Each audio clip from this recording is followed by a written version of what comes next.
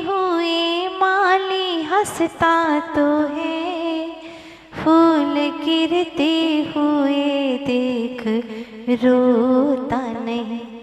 सुख में साथी तेरे आके हंसते तो है, दुख में कोई तुझे साथ देते नहीं।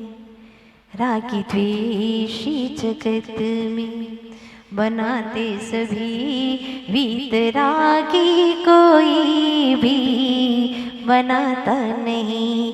ये माटी के पुतले रोता है क्यों, ये नर्तन तेरे साथ जाना नहीं।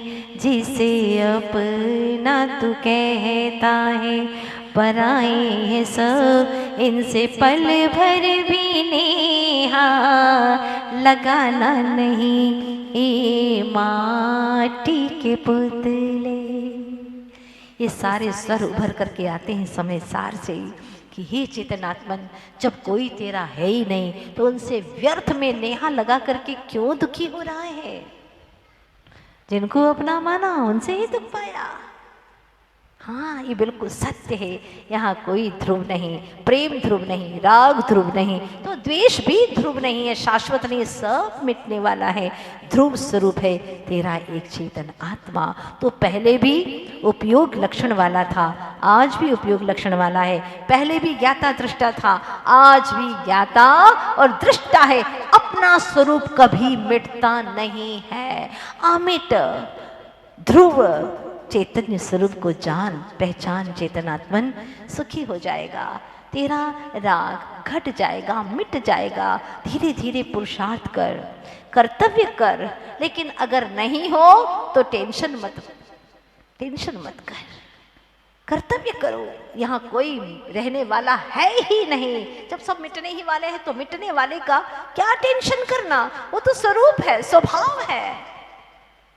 एक सच्ची बात मैं आपको बताती हूँ। जब हम इंदौर में पढ़ रहे थे, शास्त्री कर रहे थे, उस समय की घटना है। वहाँ एक व्यक्ति नित्य प्रतिदिन, जैन नहीं था, अजैन था, वो नित्य प्रतिदिन स्वाध्याय सुनने के लिए आता, सुनता बड़े भाव से। वहाँ पर नौकरी करता था, काम काज देखता था, और स्वाध्याय के टाइम पर आता और बड़े ध्यान से सुनता। सुनते सुनते उसको इतना भान हो गया कि मैं एक अकेला ध्रुव आत्म तत्व हूँ, मेरा कोई नहीं, मैं कभी मरता नहीं, मैं जन्मता नहीं, ऐसा मेरा स्वरूप है। उसकी बात समझ में आ गई। उसका इकलौता बेटा 16 वर्ष का, अचानक उसकी डेथ हो गई। ये हकीकत की घटना है। उसके चेहरे पर कोई टेंशन नहीं। सुना है तुम्हारे घर में कोई गमी हो गई है। उसने कहा, हाँ, लोग कहते हैं गमी हो गई है, लेकिन कैसा गम, वो तो स्वरूप है। भगवान ने ऐसा ही बताया, क्योंकि ऐसा ही हो रहा है, ऐसा ही होना है। जिसने दिया था उसने ले लिया बच्चे को। क्या बात कही सहजता से। जिसने दिया था उसने ले लिया। आयु कर्म ने उसको इतनी ही आयु दी थी और ले लिया, बस चला गया। रोने से कुछ होने वाला नहीं है। और मुझे इतना ज्ञान हो गया है स्वाध्याय करते करते, मैं समझता हूँ, इसलिए मुझे रोना नहीं है। इस समय पर मुझे सच्चा ज्ञान अनुभव में लाना है। ये उस अजैन व्यक्ति के शब्द थे। क्या आप अपनी बपोती समझते हो? जिन धर्म को, ये जन जन का धर्म है, जो माने उसका धर्म है। भीतर में ये बात पहुंच जाए, अंदर की गहराइयों में ये सूचना पहुंच जाए कि तू एक था, अकेला ही था, आगे भी अकेला ही रहेगा। अगर इतना एहसास हो जाए तो सारे दुख खत्म हो जाएंगे। सारे दुख ही तो पर को अपना मानने से शुरू होते हैं। तो आचार्य भगवान कहते हैं कि अपने ध्रुवत्व को पहचानो। चौथा शब्द आता है अमल। निर्मल है तू, कहीं से भी तेरे भीतर में कोई मल है ही नहीं, स्वरूप की अपेक्षा, स्वभाव की अपेक्षा, लेकिन तूने मान रखा है तो इस मान्यता को भी तुझे छोड़ना होगा। ऐसा पुरुषार्थ कर कि सच में तेरे भीतर में जो 3 कर्म होते हुए भी है नहीं, क्योंकि वो तेरे स्वरूप में मिले हुए नहीं है, उनका स्वभाव भिन्न है, इसलिए वो मुझ में नहीं है। लेकिन फिर भी मेरे आत्मा के प्रदेशों में उनका संबंध है, इसीलिए मुझे इस संबंध को छोड़ना है। तो क्या करें? निर्मल स्वरूपी को बार बार चिंतन में ला। अगर इनको चिंतन में लाएगा तो एक दिन ऐसा आएगा कि तेरा भी यह निर्मल जो स्वरूप है, स्वभाव है, प्रकट हो जाएगा। कोई बड़ी बात नहीं है पेट भरना, तो श्वान भी भर लेता है। नहाता है, मल साफ करता है तन का, तो भैंस भी साफ कर लेती है पानी में डूब करके। कोई बड़ी बात नहीं है। अगर मकान बनाते हो तो कोई बड़ी बात नहीं है, चिड़िया और पक्षी भी अपना घोंसला बना लेते हैं, कोई बड़ी बात नहीं है। गाते हो तो कोई बड़ी बात नहीं है, कोयल भी गा लेती है, कौन सी बड़ी बात है। अगर तुम खड़े रहते हो तो कौन सी बड़ी बात है, घोड़ा भी तो जीवन भर तक खड़ा रहता है। बार बार कपड़े बदलते हो तो कौन सी बड़ी बात है। नए नए तरह तरह के कपड़े पहनते हो तो गिरगिट भी दिन में 4 बार रंग बदल देता है, कौन सी बड़ी बात है। अगर तुम अपने ध्रुव स्वभाव को पहचानो, अमल स्वभाव को पहचानो, तो कुछ बात बने। बड़ी गहरी बातें हैं समय सार ग्रंथ राज की। सौभाग्य है जो हमें कुंद कुंद स्वामी का यह ग्रंथ राज प्राप्त हुआ है। इसे सुन करके हम अपने जीवन को बदलने की पूरी कोशिश करेंगे। ऐसा दृढ़ संकल्प करो, जीवन बदलेगा। तो आज आप ये तय करेंगे, कल आपने कुछ किया था ना 24 घंटे में? कितने लोग उत्तीर्ण हुए? जरा हाथ खड़े करिएगा। चलिएगा, बहुत कम खड़े हुए। हाँ, भूल नहीं जाना, यहाँ की 1 घंटे की चर्चा दिन भर आपको याद रखना है। तो आज आपको एक छोटा सा सूत्र ख्याल में रखना है कि मैं अकेला हूँ, अनादि से अकेला हूँ, नितांत अकेला हूँ, बस अनादि से। ये बात आपको ख्याल में रखना है। कितनी बार ख्याल में आती है, कई लोग आएंगे, बैठेंगे, बात करेंगे, लेकिन आपको बार बार एहसास करा, नहीं मैं अकेला हूँ, अनादि से अकेला हूँ। ये बात अगर आपके जहन में बैठ गई तो आपके बहुत सारे टेंशन खत्म हो जाएंगे, उलझने समाप्त हो जाएगी। बेटा मानता नहीं है, कोई बात नहीं, मैं तो अकेला ही हूँ, कौन बेटा मेरा है। सास ने कुछ बोल दिया, सासू माँ ने, कोई बात नहीं, वो अलग है, मैं अलग हूँ। इतनी सी बात, मैं अकेला हूँ, इतना सही आपको सोचना है। इतनी सी बात शायद आपके जीवन को बदल दे। चलते हैं। हूँ चैतन्य चिदानंद धाम, जानन देखन, निज से निज की हो पहचान, हो जाऊं निर्मल निष्काम, अनंत शाश्वत सेत समान। हूँ चैतन्य चित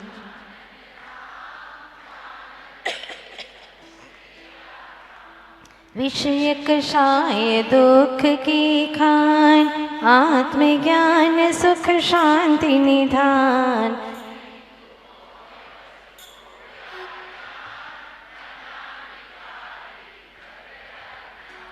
हूँ चैतन्य चिदानंद धाम, पर को निज का करता जान, निज को पर का करता मान, किया नहीं निज का कल्याण। हूँ चैतन्य चिदानंद धाम, समय सार का करके पान, शुद्धा तुमको करूं प्रणाम।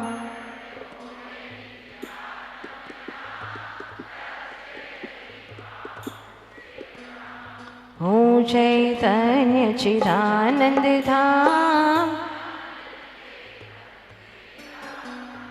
निश्चय से हूँ भगवान, पूर्ण स्वयं में तू गुण खान। हूँ चैतन्य चिदानंद धाम। श्री 24 तीर्थंकर भगवान की, आचार्य गुरुदेव श्री विद्यासागर जी महाराज की। मैं आप सभी से पूछना चाहती हूँ कि यहाँ कैसे आए आप लोग, यहाँ आपका आना कैसे हुआ, बोलिए ना। कहेंगे हम तो मेट्रो से आए हैं और हम टू व्हीलर से आए हैं, हम अपनी वैन से आए हैं। कोई कह रहा हमारा तो घर पास में ही, हम तो पैदल ही आ गए। ये कहना ठीक नहीं है। आप कैसे आए? तो आपने जवाब दिया हम ऐसे ऐसे आए। ये कहना ठीक नहीं है। सच ये है कि सब अपने अपने भाव से यहाँ आए हैं। भाव न होते तो आप यहाँ तक नहीं आते। मेट्रो क्या करेगी, गाड़ी क्या करेगी, ये पैर क्या करेंगे अगर मन में भाव ही नहीं हो। कल ही मैंने आपसे कहा था कि रुचि होगी तो आप आएंगे। जहाँ रुचि होती है वहाँ जीव की शक्तियाँ काम करती हैं। रुचि अनुसारी वीर्य, जहाँ पर रुचि होती है वहाँ पर आत्मा की शक्तियाँ काम करना शुरू कर देती है। और क्यों नहीं करेंगी, क्यों नहीं सुनेंगे? सुनने का मन होगा। जिनेंद्र भगवान की दिव्य देशना बहुत सुनी है बातें, अप्रयोजन भूत, जिससे आत्मा का कोई उत्थान नहीं होता। मन भारी होता है, राग होता है या कि द्वेष होता है, 24 घंटे वो ही तो चर्चाएं चलती हैं, जिससे राग हो या कि द्वेष हो। लेकिन जो हमारे जीवन को वितरागता की ओर ढाल दे, ऐसी कथा तो दुर्लभता से सुनने को मिलती है। हाँ, आप कहेंगे क्या करें माता जी, सुनना नहीं चाहते लेकिन लोगों की बातें सुननी पड़ती हैं, मजबूरी है। गलत बात है।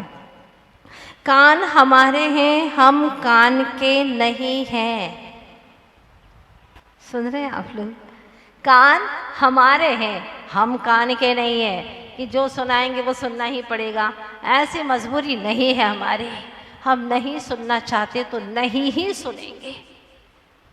इतना तो पावर आपके पास में है, इतनी शक्ति तो आपके पास में, इतनी सामर्थ्य तो है आपके पास में, क्योंकि कान हमारे हैं लेकिन हम कान के नहीं हैं। हाँ, मैं यानी आत्मा हूँ, ज्ञायक स्वरूप ध्रुव आत्मा हूँ। कान तो शरीर का अवयव है। मैं चाहूँ तो सुनो, न चाहूँ तो न सुनो, लेकिन इच्छाएं प्रबल है। इच्छाएं होती हैं, सुनो क्या कह रहा है, देखो तो सही, मेरी प्रशंसा है या कि मेरी निंदा, क्या करना चाहता है। हमें बहुत उत्सुकता है, अप्रयोजन भूत बातों में बड़ी ही उत्सुकता रहती है और उस उत्सुकता की ओर हमारा उपयोग बहुत जल्दी से जाता है। हम वो बातें सुनते हैं जिससे हमारा कोई फायदा नहीं है, दिमाग भारी होता है, आत्मा का कोई उत्थान नहीं होता है। पुनरपि जननम पुनरपि मरणम, यही होता जा रहा है। आज तक कुछ ऐसा कार्य नहीं किया जिससे यह जन्म और मरण का सिलसिला ही खत्म हो जाए। आज तक ऐसा काम नहीं किया। ये कार्य करने का अवसर आया है, आत्मानुशासन का समय आया है।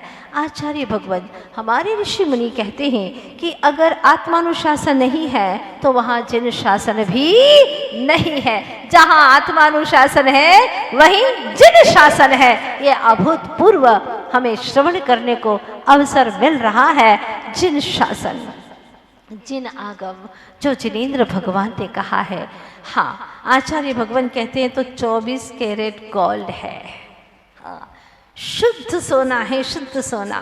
ऐसा तत्व हमें मिल गया प्रभु से।